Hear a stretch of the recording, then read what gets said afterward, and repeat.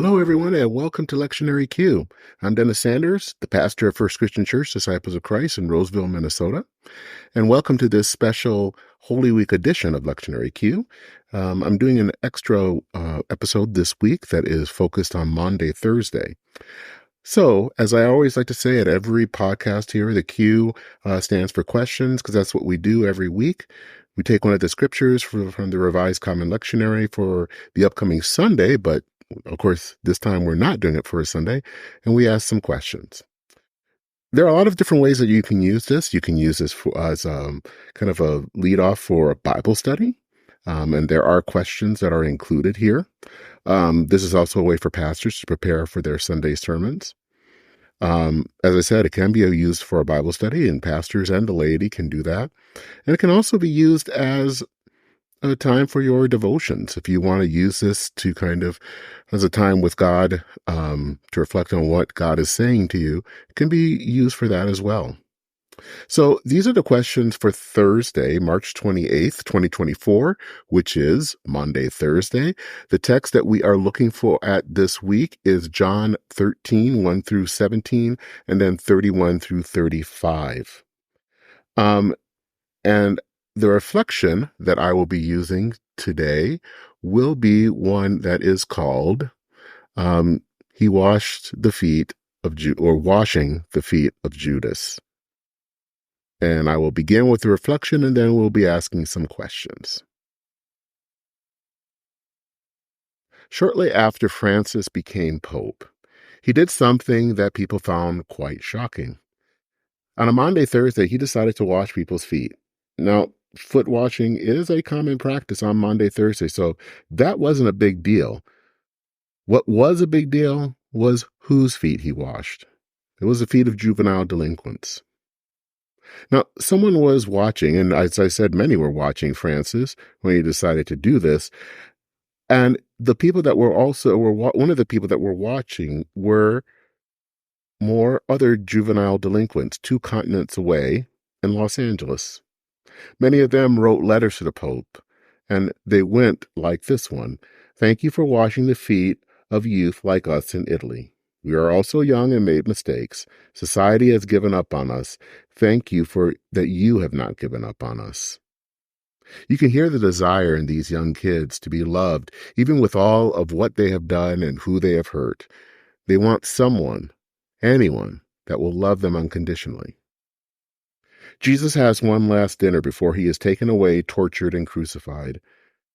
Imagine that the dinner is finished and the dishes are cleared. Jesus gets up, takes off his outer robe, grabs a towel and a basin of water, and starts to wash the disciples' feet. The disciples freak out. Why?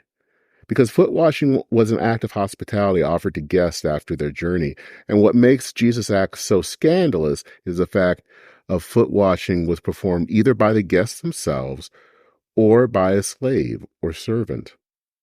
This was considered a menial task, and Jesus here was showing what it meant to be a disciple.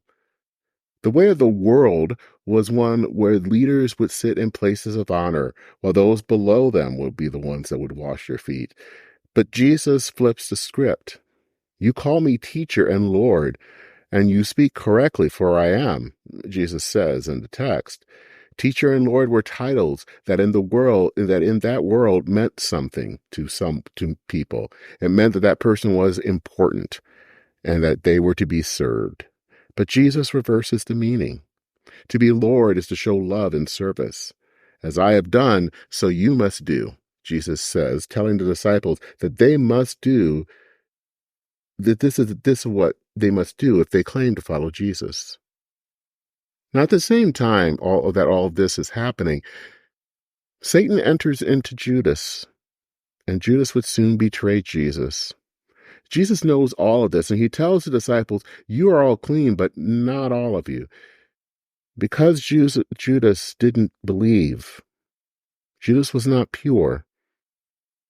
If we are to continue reading John 13, we would see that Jesus exposes Judas as the betrayer. Now, Judas is an interesting character in all of the Gospels. The different writers treat Judas differently.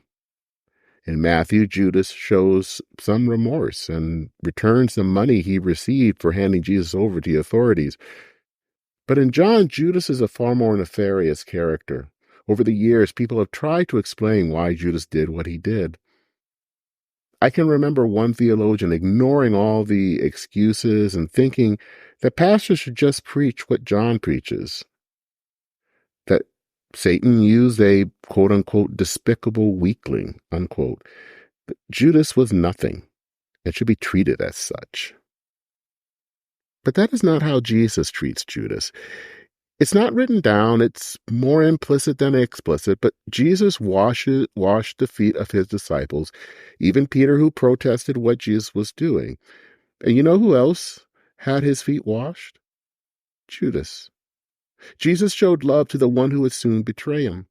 The one who would soon reject Jesus and send him to his death was the one whose feet were washed by Jesus. The first verse of today's passage is that Jesus loved his disciples to the end.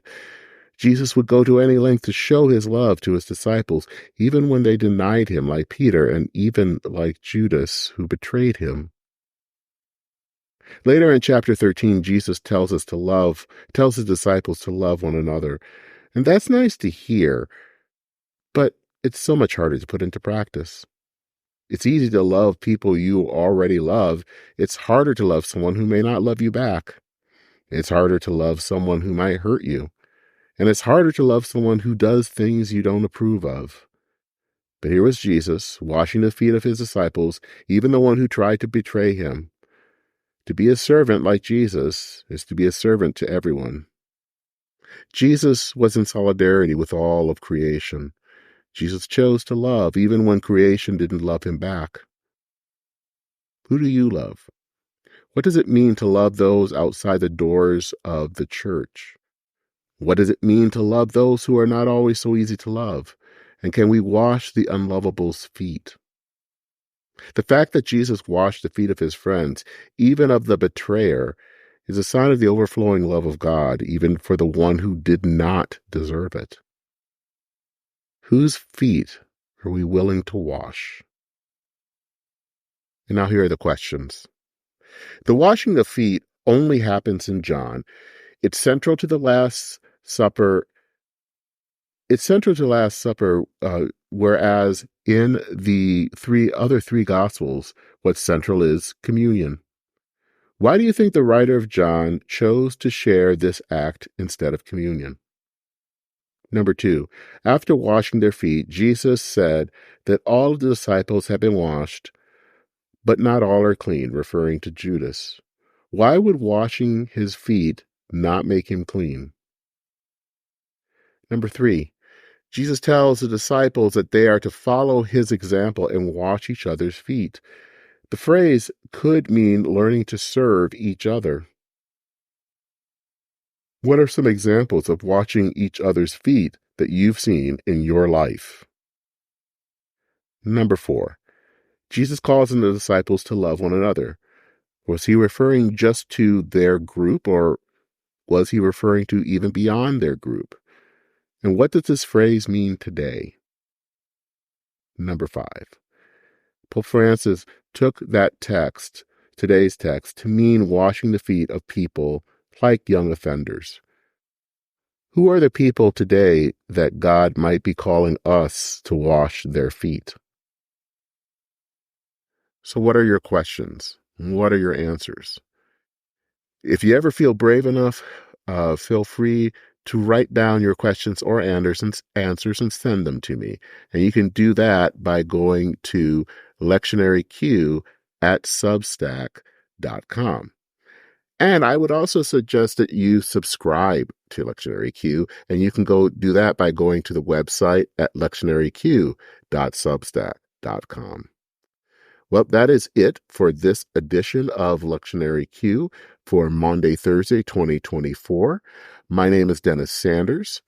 Thank you for listening. I hope to hear, I would love to hear from you. I hope that you are having a good Holy Week. May God be with you all.